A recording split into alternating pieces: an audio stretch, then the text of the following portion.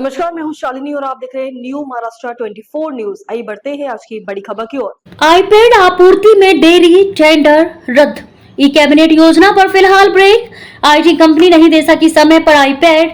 महाराष्ट्र सरकार की डिजिटल योजना को झटका। महाराष्ट्र सरकार की कैबिनेट के लिए प्रस्तावित आईपैड खरीदी योजना को फिलहाल रोक दिया गया है। 50 एप्पल आईपैड की खरीदी के लिए शुरू की गई टेंडर प्रक्रिया को राज्य सरकार ने रद्द कर दिया है। यह फैसला इसलिए लिया गया क्योंकि जिस निजी कंपनी को यह सप्लाई करने का ठेका दिया गया था वह समय सीमा के भीतर डिलीवरी नहीं कर सकी। मिली जानकारी के अनुसार सामान्य प्रशासन विभाग ने 4 जून 2025 को रेडियस सिस्टम्स प्राइवेट लिमिटेड को 50 आईपैड के साथ जरूरी एसेसरीज की सप्लाई का जिम्मा सौंपा था। समझौते की शर्तों के मुताबिक कंपनी को केवल 7 दिनों के भीतर पूरी खेप राज्य सरकार को सौंपनी थी, लेकिन 6 जून को ही कंपनी ने विभाग को ईमेल के जरिए सूचित किया कि वह तय समय के भीतर उत्पादों की आपूर्ति करने में सक्षम नहीं है।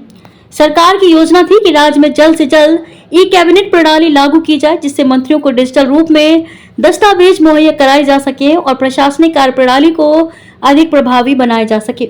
सरकार की प्राथमिकता समय पर आपूर्ति थी और जब कंपनी ने यह स्पष्ट कर दिया कि वह निर्धारित अवधि में आईपैड नहीं पहुंचा सकती, तब विभाग ने सप्लाई का ठेका रद्द कर दिया।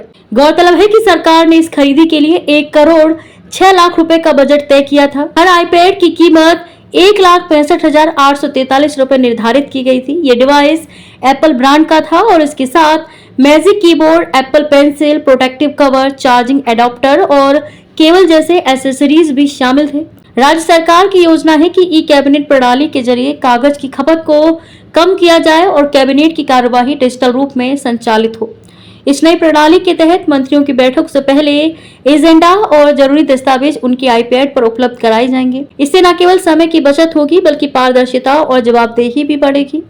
ई कैबिनेट केवल बैठकों तक सीमित नहीं रहेगी बल्कि इसका उपयोग मंत्रियों द्वारा ई ऑफिस प्रणाली के माध्यम से फाइलों को मंजूरी देने, योजना की प्रगति को ट्रैक करने, वीडियो कॉन्फ्रेंसिंग और नागरिक सेवाओं की निगरानी के लिए भी किया जाएगा। इस पूरे सिस्टम को प्रभावी रूप से चलाने के लिए सूचना प्रौद्योगिकी विभाग की ओर से तकनीकी इंजीनियर भी नियुक्त किए जाएंगे, जो मंत्रियों को प्रशिक्षण देने के साथ साथ किसी भी तकनीकी परेशानी का समाधान भी तत्काल करेंगे। हालांकि फिलहाल आईपैड की खरीदी प्रक्रिया रोक दी गई है, लेकिन सरकार की डिजिटल कार्य प्रणाली की दिशा में ये पहल भविष्य में फिर से शुरू की जा सकती है। माना जा रहा है कि जल्द ही नई टेंडर प्रक्रिया जारी की जाएगी ताकि समय पर और गुणवत्ता से युक्त सप्लाई सुनिश्चित की जा सके।